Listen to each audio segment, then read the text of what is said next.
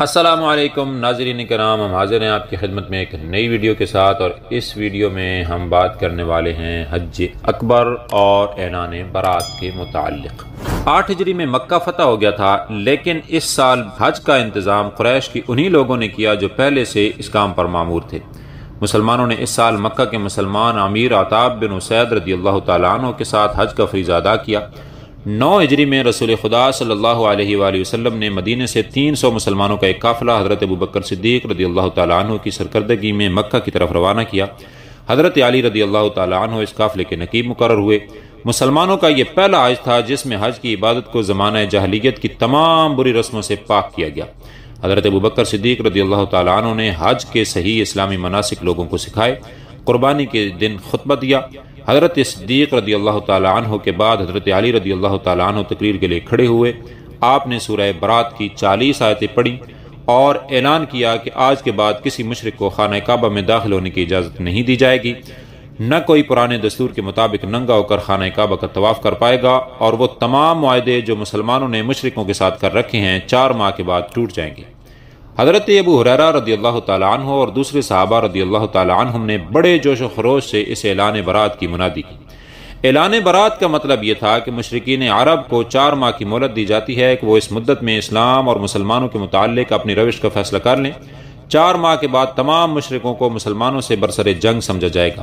اس اعلان کا نتیجہ یہ ہوا کہ عربستان کے متذبذب اور سرکش قبائل نے اسلام کی طاقت و قوت کے سامنے اطاعت کی گردنیں جھکا دیں۔ اس طرح ان کے درمیان دین اسلام کی اشاعت و تبلیغ کی راہیں جو مشرکین کی مخاصمت و مزاحمت کے باعث پہلے مسدود تھیں یکسر کھل گئیں۔ اب عام لوگوں کو اسلام کی دعوت دینے اور انہیں دین الہی قبول کرنے کے فوائد سمجھانے میں کوئی چیز حائل نہ تھی۔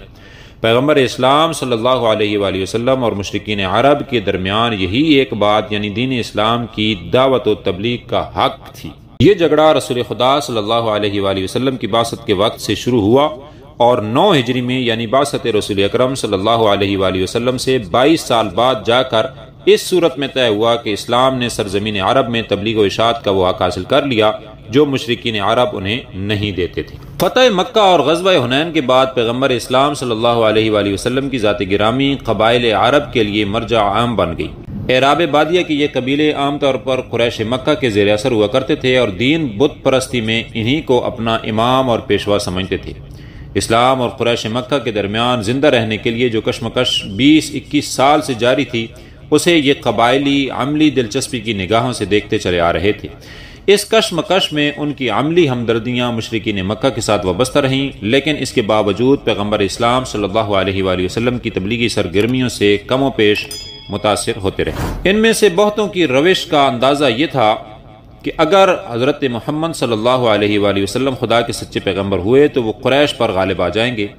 حضرت محمد صلی اللہ علیہ وآلہ وسلم قریش پر غالب آ گئے تو انہوں نے بھی اسلام کی صداقت کے سامنے اطاعت کی گردنیں جھکا دی۔ رسول اکرم صلی اللہ علیہ وآلہ وسلم اور آپ کے رفقا اور متبعین کو محض تبلیغ اسلام کی راہ کے کانٹے دور کرنے کی جدوجہد میں پہم اور مسلسل جنگ و جدال سے سابقہ پڑتا رہا، تاہم پیغمبر اسلام صلی اللہ علیہ وآلہ وسلم کا حقیقی کام یعنی دین کی تبلیغ و اشاعت برابر جاری رہا اور کم و پیش رفتار سے لگاتار ترقی کرتا چلا گیا۔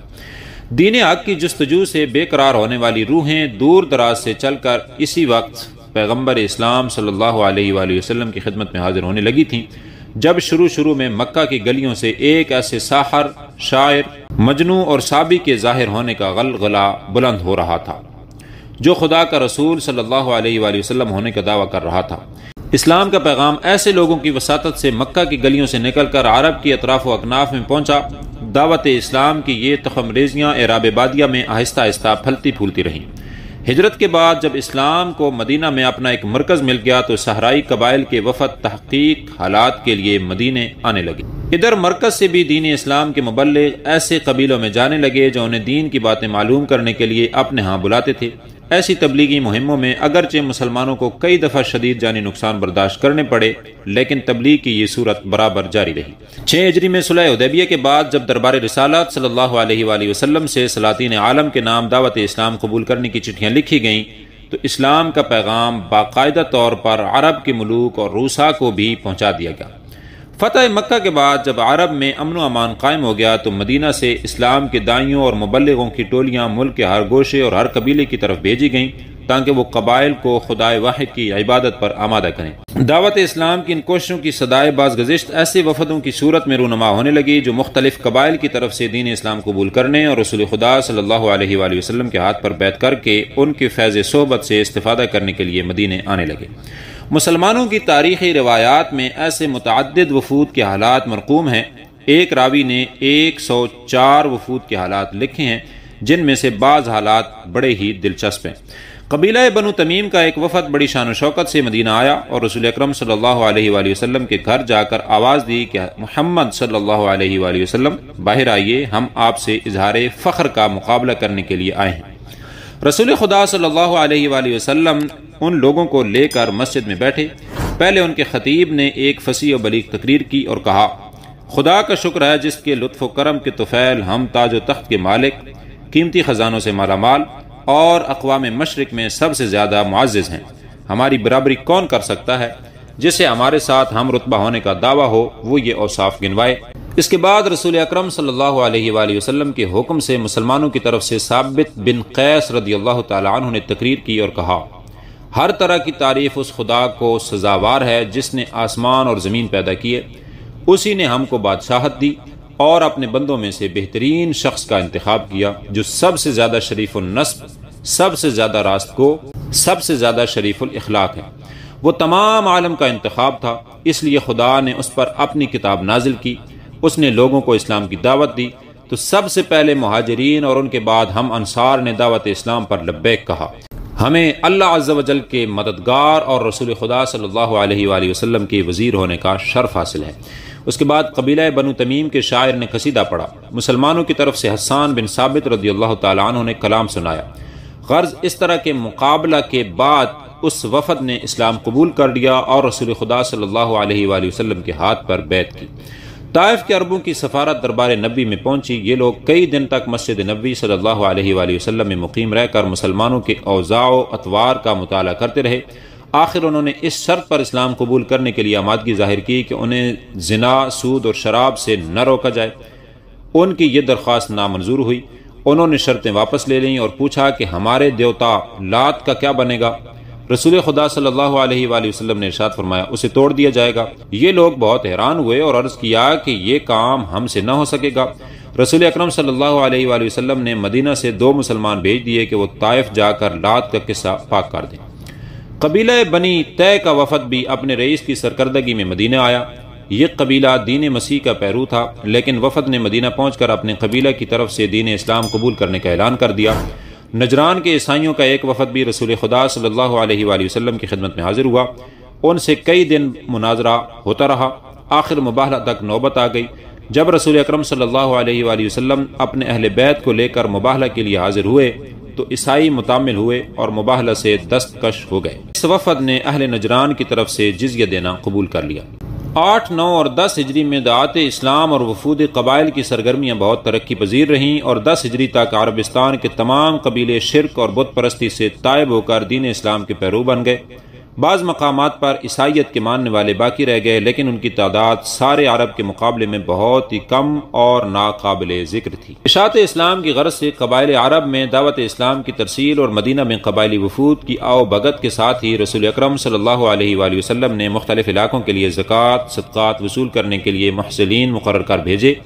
ان محصلین کو ہدایت کی جاتی تھی کہ لوگوں کے مال سے زکوٰۃ کا معین حصہ لیں اور چھانٹ کر اس سے اچھا نہ لیں۔ عرب کے لوگوں کی ثروت ان کے اونٹ اور بکریاں تھیں، اس لیے زکوٰۃ میں یہی چیزیں وصول کی جاتی تھیں۔ زکوٰۃ محض ایک خاص درجہ کے ثروت مند لوگوں سے لی جاتی تھی اور اس کی شرح 2.5% سالانہ مقرر ہو چکی تھی۔ یہود و نصارہ سے خراج اور جزیے کے جو معاہدے طے ہوئے تھے ان کی وصولی کے لیے محصولین مقرر کیے جاتے تھے۔